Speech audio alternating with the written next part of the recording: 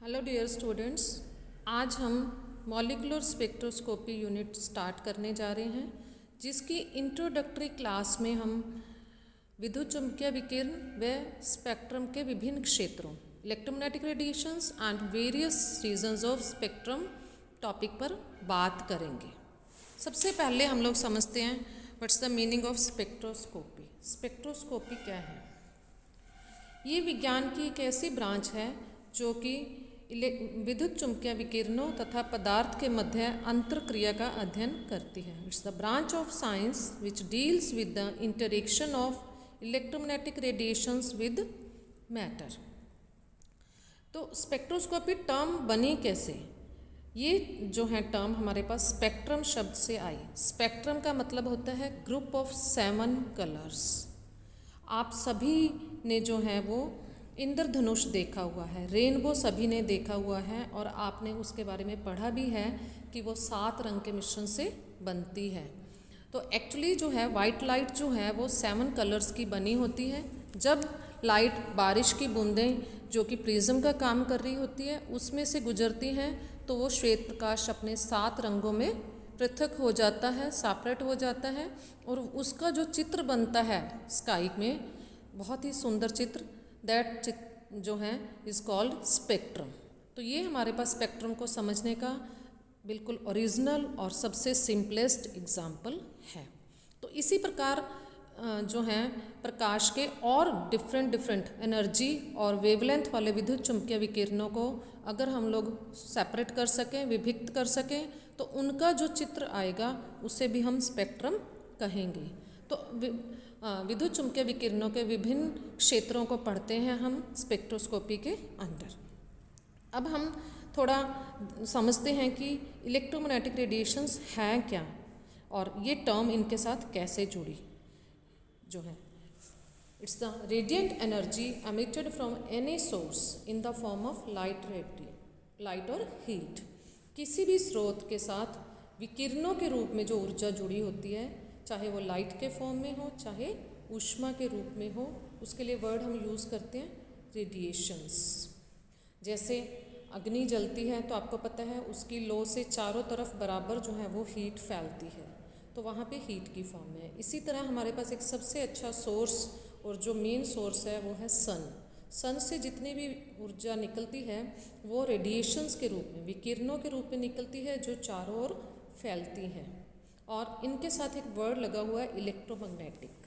तो हम लोग जो है करेक्टरिस्टिक्स ऑफ रेडिएशंस में इन टर्म्स को समझते हैं। इलेक्ट्रोमैग्नेटिक रेडिएशंस को मैंने शॉर्ट में लिखा है EMR। तो जब ये रेडिएशंस जो हैं वो मूव करती हैं तो एज वेव करती हैं, और हम लोगों ने क्वांटम मैकेनिक्स में भी पढ़ा जो है कि इलेक्ट्रोमैग्नेटिक रेडिएशंस के साथ डुअल नेचर जुड़ा हुआ है, डुअल करेक्टर की होती हैं, दोहरी प्रकृति की होती हैं, particle as well as wave character, और इनके साथ इलेक्ट्रिक और मैग्नेटिक फील्ड, विद्युत व चुंबकीय क्षेत्र जुड़े होते हैं। तो इसीलिए इनके साथ जो है विद्युत चुम्बकीय शब्द जुड़ा, क्योंकि इधर उधर दोलन की भांति गति करते हुए आवेशित कण जिनके साथ इलेक्ट्रिक फील्ड जुड़ा होता है और चुंबक जिनके साथ चुंबकीय क्षेत्र जुड़ा होता है, उनसे भी इसी प्रकार के विकिरण प्राप्त किए जा सकते हैं। और ये जो विद्युत चुम्बकीय तरंग हैं, ये दोनों क्षेत्र इसमें एक दूसरे के लंबवत दोलन करते हुए, परपेंडिकुलरली ऑसिलेटिंग करते हुए ये दोनों क्षेत्र होते हैं, जिसे हम इस डायग्राम की हेल्प से समझ सकते हैं। ये 3D पिक्चर बनाया गया है जिसमें तीनों एक्सिस लिए गए हैं, X, Y and Z axis. तो आप देख रहे हैं कि अगर मेरे पास, क्योंकि प्रकाश जो है जब गति करता है तो वेव की भांति गति करता है, तो ये जो पिंक और रेड ब्लैक दिखाए गए हैं, आप देख रहे हैं ये वेव के क्रस्ट और ट्रफ को शो कर रहे हैं।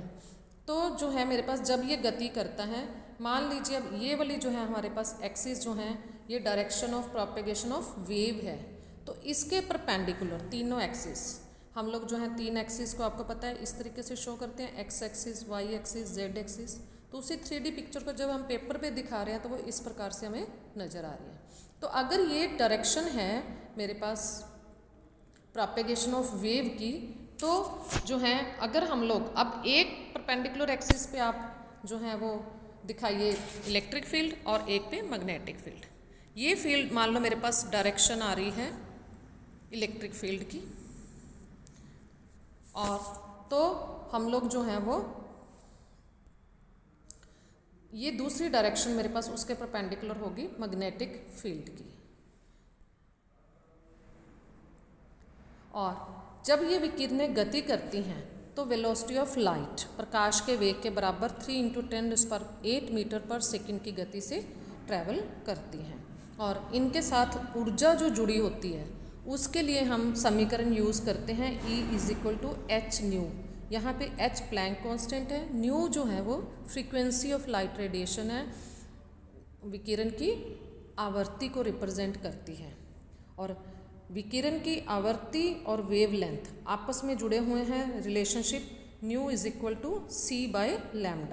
New = c/λ। यहाँ पे c आप समझ रहे हैं प्रकाश का वेग है, लैम्डा जो है दिस इज लैम्डा, और this is called wavelength of light radiation, तरंग दैर्ध्य।